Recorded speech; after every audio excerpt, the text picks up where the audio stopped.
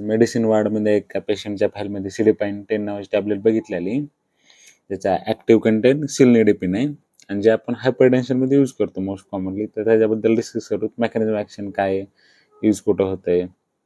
तर mechanism action काय आहे, ते हे कॅल्शियम चॅनल ब्लॉकर आहे आणि कॅल्शियम चॅनल ब्लॉक केल्यामुळे काय होतं, वेसोडायलेशन ऑफ पेरिफेरल आर्टरीज आणि ते डायलेट झाल्यामुळे आपोआप तुमचं ब्लड प्रेशर वगैरे कमी होतं.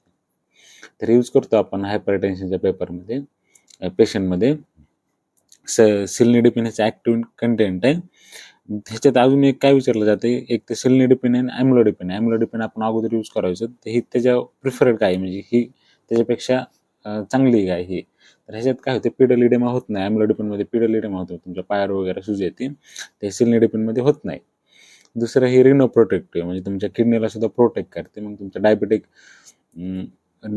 नेफ्रोपॅथी असेल तर तिथं पण हे ॲक्ट करते. दुसरं काही इफेक्टिव्ह आहे, ॲम्लोडिपिनपेक्षाही इफेक्टिव्ह आहे किलनिडिपिन. सिलिपाइन 10 नावाची टॅबलेट आहे. तर लक्षात राहू द्या यूज काय याचा आणि मेकॅनिझम ॲक्शन काय.